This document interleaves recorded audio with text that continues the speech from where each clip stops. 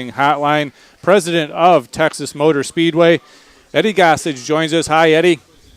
Hey guys, how are you doing today? Hey, we are terrific. You're a busy guy. I tell you, you got the Indy cars coming there, you've got the trucks coming there, and yet you've got stuff going on starting today, I know. Oh yeah, we always have some fun going on. It's race week, and this is the best time of year, of course. So we had some testing today for the Global Rallycross, which we're really excited about bringing here for the first time. But Travis Pastrana's been here testing. Tanner Fouts, we had a little media day with him, and actually got to run the course with him and make a few jumps in the rally car with him today. So that was a blast. So yeah, big day, and it's going to be culminate, of course, the big Firestone 550 Saturday night with the Eyes Out IndyCar Series. Well, the thing I wanted to ask you about as far as the IndyCar deal goes, they had a great Indy 500, probably one of the best Indy 500s we've seen in a long time. There, everything was going extremely well. They go to Belle Isle, and the Belle Isle has some trouble. Maybe have taken a little bit of steam out of that series. Does you think it affects your race at all, the fact that the Belle Isle race was a little bit of a dud? Well, I hate they had some trouble up there in Detroit. The running on the temporary street course, you're going to, from time to time, have issues, and they had some problems with some of the asphalt coming up and some joint sealant that goes between the seams of the asphalt that caused some problems. I like all kinds of racing personally. If it's fast and horsepower and macho, and I like that stuff. So it doesn't matter to me if it's on dirt or streets or ovals or road courses or whatever. But, you hate to see that kind of thing happen. And so, I don't think that's putting the best foot forward. In most cases, a street course doesn't put the best foot forward for whatever the series is. Right. I prefer, the permanent ovals and road courses and things like that. But I've seen some great street races. So it's just one of those unfortunate things. I hope we have a nice, smooth race this weekend with a lot of on-track excitement like Indy had, and that's what you're trying to do, is put on a show like they did at Indy, because that was pretty darn good this year. What do you expect as far as a crowd goes for the Indy race? We always do extremely well here. We draw the biggest crowd outside of Indy for Indy cars, 75, 85, 90,000 people. And so that's kind of what we're looking at for Saturday night. It's paired up with Kaboom, Texas, the Rallycross race with Brian Deegan and Ken Block and Pastrana and Fouts and Marcus Gronholm and those guys. So we hope that brings another group along and they stick around and see the IndyCar races, because I think those two really complement each other. But we're always trying to make the crowds bigger, and this is just one of the ways we're doing it, because the IndyCars here at Texas are spectacular. They're magnificent under the lights, and Lone Star up above. It's just something else to see. And the more people we can get to come see it, we think they'll come back again and again.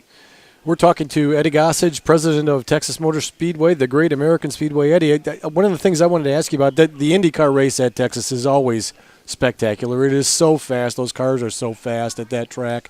Is there any concern at all with the new car, the new IndyCar this year, going to Texas for the first time? Well, they tested here in early May and had a really good test. They were a couple miles an hour slower than Indy cars were last year, but, you expect by the time qualifying rolls around this weekend that they're going to have those cars up to speed, what we're used to last year. They're flying 215 miles an hour. They are flat and getting around the racetrack. But the car really has raced well, this new car, the Dallara DW12, and they had, like you said, probably as good an Indy 500 as you're ever going to see. The most lead changes in the 96 runnings of that race. So that covers a lot of territory. So the car seems to really run well in the ovals. I thought it was great in the test because I was watching guys running different lines coming up off the corner, things like that. So the car seems to be a really racy car.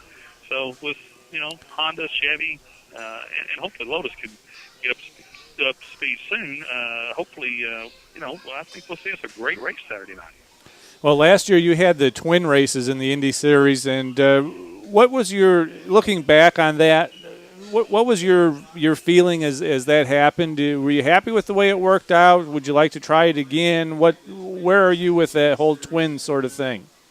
Well, I think a couple of drivers who have a tremendous amount of clout in the series, voiced concerns about the potential impact on the point race, that it really had no chance. And then the IndyCar folks assured us that the break between the two races will be 15 minutes, and it turned out to be an hour and 10 minutes. So, it lost me. It lost the crowd in the stands.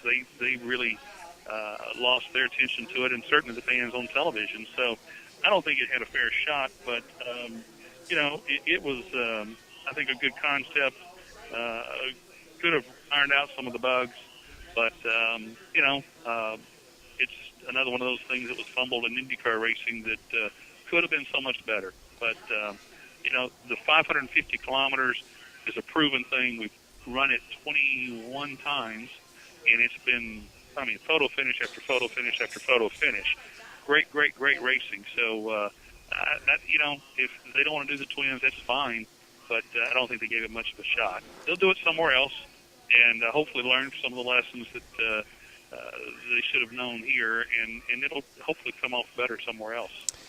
Eddie, I know Steve has a question for you from a promoter standpoint, and I have one real quick for you too. Tony Stewart's big prelude to the Dream race is this week, not too far from us in Ohio, and gets just a tremendous amount of publicity for the true all-star lineup that he gets for this dirt late model race.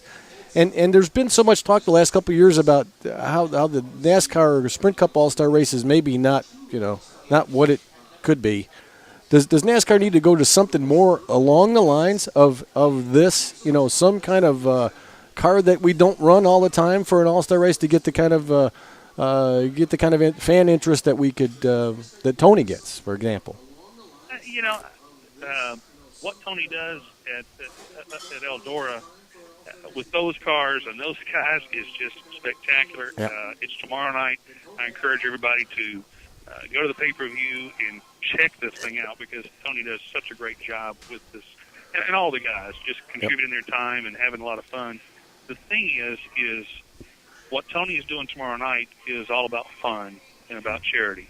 Mm-hmm. The All-Star race in NASCAR, the Sprint All-Star race, is the real deal. The NFL Pro Bowl is nothing. Major League Baseball's All-Star Game is nothing.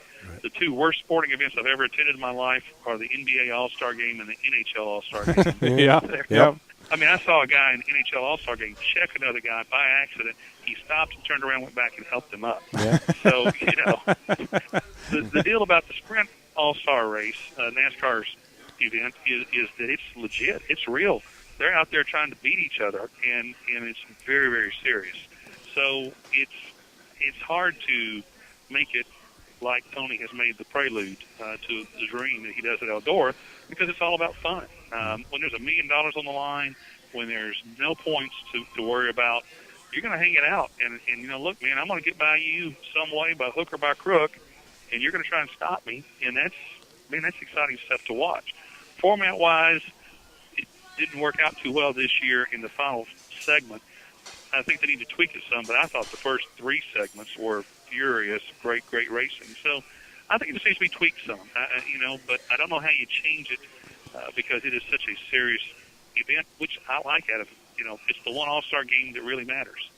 We're talking with Eddie Gossage, who is the president of Texas Motor Speedway. And Eddie, we're running out of time a little bit, but actually the main reason that we kind of called you this week was because Charlie and I were talking last week about some of the racetracks and how to kind of change the NASCAR schedule based on the fact that Rusty Wallace came out. He said there should be less races and blah, blah, blah. But the question that we had and we wanted to ask you as a promoter is, and it doesn't necessarily affect you, I don't think, because you have two great races there. But if you had two races at your venue and only filled, say, 65% of the seats, or your capacity was only there for 65% for each of them, would you be better off as a promoter to eliminate one of those races, have one race that was 140% full, let's say, where it was the biggest thing in the market, everybody was, there for the super party time? Would it be better economically and better for your racetrack to have that one super event or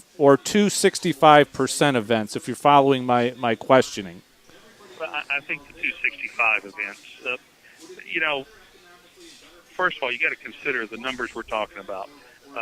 We're still even at 65% in most cases. I'm not sure what the attendance was at Dover Sunday, but I want to say it's around 85 to 90,000 people is what I think I saw the report was. That's still more than any NFL game of the season, Right. more than the Super Bowl.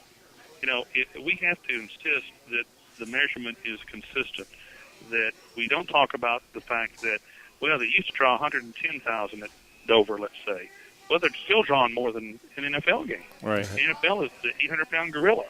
So as long as we're measuring consistently, I think that's a fair comparison to make. But I personally, I don't quite understand this cutting back the schedule.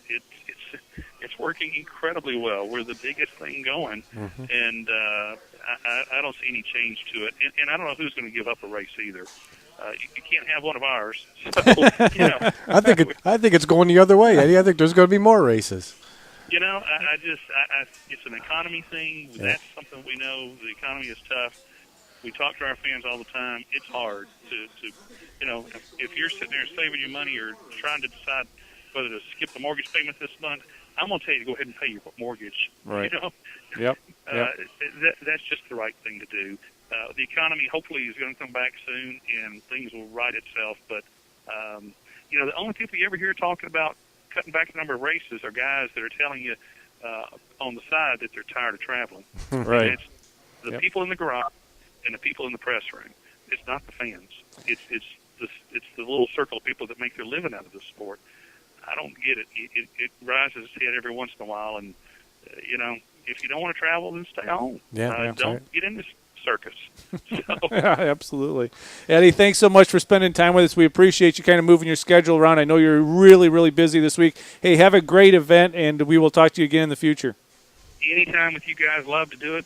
Tune in and watch us this weekend. We're going to have a lot of fun. We wouldn't miss it. Thanks, Eddie. Eddie Thanks, Gossage, president of the Great American Speedway and one of the great sports venues in the world.